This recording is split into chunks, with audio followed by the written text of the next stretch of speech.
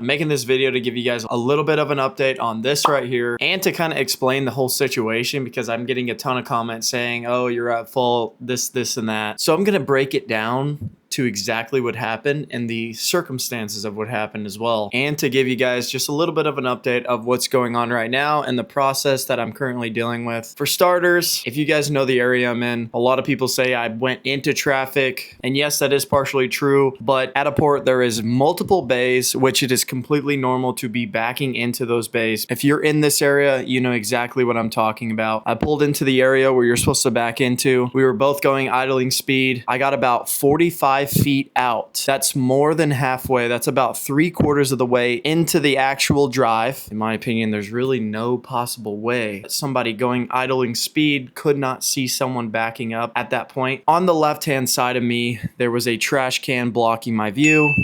It's not a big deal. You know, if you just go slow, people that are driving will stop for you. You know, that's kind of common sense. I can't get out of my truck 20 times every time I go to back up to make sure nobody's coming because people come out from different sides that I can't see. So with that being said, I got out about 3/4 of the way. I was looking in my right-hand mirror. As I look into my left-hand side mirror, you can see me slam on my brakes because that's when I noticed the guy coming. If you look, the guy didn't stop. The guy didn't slow down. And that's a pretty high indicator that he was distracted. Now, I'm not going to assume things and I'm not going to throw someone under the bus. So that's a big reason why I blurred out the part that you could see and the company logo because I'm not trying to put anybody on blast. Mistakes happen. As far as it being my fault, I did not back into him.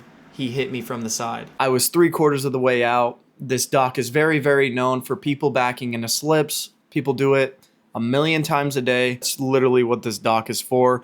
So as far as backing into traffic, that is literally this dock. Like that is the only way to get into these docks. What I will say, as far as an update of what I'm currently dealing with, I haven't worked. Obviously, that's number one thing. Stressful time. What I will say is I took the trailer from immediately when the incident happened. I took it over to the dealership and they totaled it. They pretty much told me right off the bat it was going to be totaled because the frame was bent.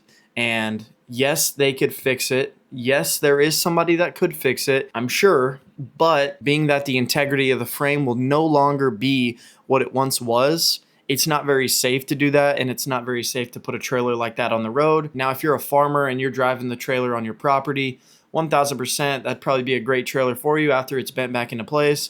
But putting a lot of weight on there like I do, it's just really not smart. So therefore, they did total the trailer out. So I am looking at a new trailer. There is a trailer just like mine, brand new with mega ramps that I've been looking at. My only issue is I really don't want mega ramps. I never use mega ramps. It's just extra. It drags on everything. I prefer the straight deck because all I haul is cargo. I've hauled one car the entire time I've ever been hotshotting. So I do not want the headache of having mega ramps. I don't want to be dragging everywhere. I just don't want to deal with it. Air ride's a must for me. So if you guys have a 40 to 44 foot trailer for sale in my area, please DM me. Must have air ride. Must be straight deck, preferably lift axle, and preferably Diamond C as well. I am looking at a 44 foot Diamond C right now. It's a little bit of a jump from what I used to haul with, but I feel like this is a great opportunity to expand and to upgrade as well. So we are looking into that. But as far as every single person that has been reaching out to me, thank you so much for your support. Hopefully we get this figured out and hopefully we're on the road making videos for you guys before you even know it. I will be documenting this whole experience. So if you guys are interested, make sure to go over to my YouTube channel, hit subscribe, because the full video is going to be up there. It's going to be from me going pick up my trailer, unloading everything that is in my old trailer to probably going pick up the new trailer and that whole process. But I wanted to kind of elaborate on this subject because I've been getting a ton of comments, as you guys have seen, is I will take this time to appreciate what I do have and appreciate being able to drive whenever I am back on the road. And I'm going to be able to get a lot of editing done in the meantime. So we will bounce back from this. I love you guys. We'll see you on Monday. God damn it.